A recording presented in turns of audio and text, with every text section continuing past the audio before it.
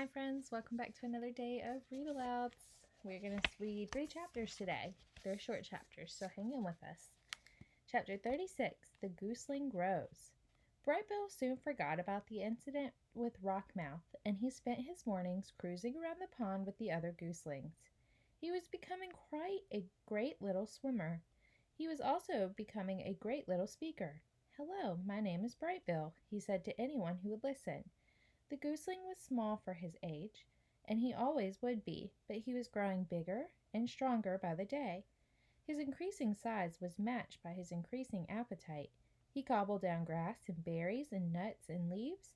Sometimes he snacked on little insects. If it was edible, Brightbill would eat it. And even if it wasn't edible, he might eat it anyway. Roz felt something like fright the first time he saw Brightbill swallow pebbles on the beach. She was holding him upside down, hoping the pebbles would fall out of his mouth, when Loudwing stepped in.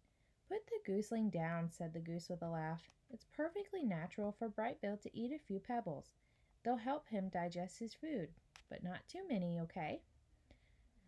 Like most youngsters, Brightbill was incredibly curious. He explored the garden and the pond and the forest floor, and he would occasionally explore neighboring homes. He wandered down some hole in the garden and say to whoever was there, "Hello, my name is Brightbill." Then a long robot arm would reach in and pull the gooseling back outside. "Sorry to bother you," Roz would say in his friendliest voice. The mother and the son slipped into a good nighttime routine. While the gooseling slept, the robot might tend to the fire if it was cool out, or gently fan him if he was warm.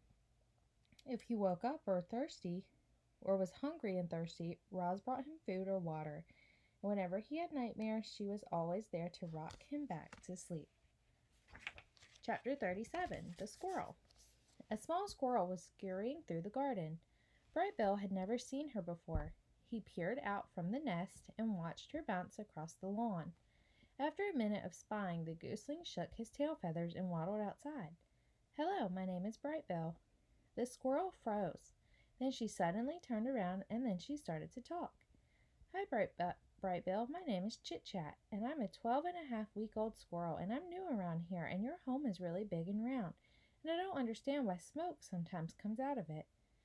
Reader, I'm not quite sure how Chit Chat got enough air into her lungs to go on like that, and I'm not quite sure how Brightbill had the patience to listen. But he stood there and politely nodded as Chit Chat rambled on and on and on. "And sometimes I see you waddling behind your funny-looking mother, and you seem so nice that I thought I'd come down and introduce myself, but now I'm nervous and I'm talking too much, and my name is Chit Chat. I think I've already said that." There was a pleasant silence. Brightbill stood on one foot for a moment. Then the gooseling took a deep breath and said, "It's very nice to meet you, Chit Chat. I don't think you talk too much. I think you talk just enough, and I like you, so let's be friends." A big smile appeared on the squirrel's tiny face. For once, Chit Chat was speechless. And there's a picture of little Chit Chat. Chapter 38, The New Friendship. Chit Chat wasn't speechless for long. She had already been alive for a whole 12-and-a-half weeks, and she wanted to tell Brightbill about every exciting thing and every boring thing that had ever happened to her. And so, as the new friends played and explored and ate together, the squirrel shared her stories. "I was born on the other side of the hill, and then last week I decided I was ready to build my first dray, which is what you call a squirrel's nest, and now I live in that tree with the weird bump in its trunk," she said while the two of them kicked pebbles into the pond.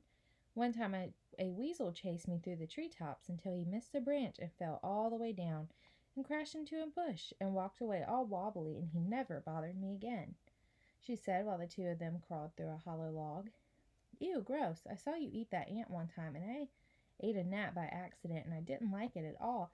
I mostly eat acorns and bark and tree buds and sometimes the yummy berries that grow in your garden," she said while the two of them took a snack break. But Chit Chat was a good listener, as she was a talker, and whenever it was Brightbill's turn to speak, she'd keep quiet and hang on his every word. Do you know who enjoyed their conversations most of all? Our robot Roz. The protective mother was never far away, but she felt something like amusement at the silly conversation she overheard, and she felt something like happiness that her son had made such a good friend. Right, that's it for today. Bye, guys.